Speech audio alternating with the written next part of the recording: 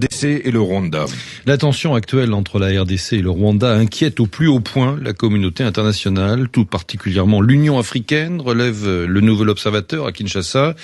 Dans une déclaration hier, le président en exercice de l'Union, Macky Sall, s'est dit gravement préoccupé et a lancé un appel au calme. Le président sénégalais a demandé aux deux parties de faire taire les armes sur le terrain en attendant l'ouverture de négociations directes entre Kigali et Kinshasa. Depuis près d'une semaine maintenant, de violents combats font rage à Rutshuru dans le Nord Kivu entre les FARDC, l'armée congolaise et les rebelles du M23, pointe Politico. Oui, le M23 qui serait soutenu par le Rwanda. Ce groupe criminel s'insurge, le site congolais, bénéficiant de l'appui sans équivoque de certains acteurs régionaux, a décidé de s'attaquer aux forces de défense et de sécurité dans des positions qu'elle occupe dans les territoires de Rutshuru et de Nyiragongo.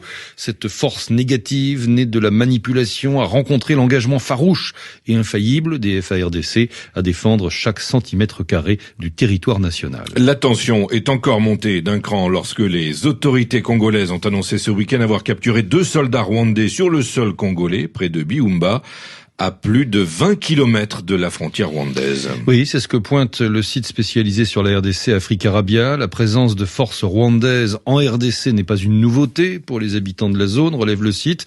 Régulièrement, les incursions de Kigali au Nord Kivu sont dénoncées par la société civile, l'opposition politique et les mouvements citoyens. Mais cette fois, Kinshasa a décidé de hausser le ton, donc, acculé par les coups de boutoir du M23 qui ont menacé la ville de Goma et face à la colère des Congolais, les autorités congolaises ont pour la première fois accusé officiellement le Rwanda de soutenir la rébellion.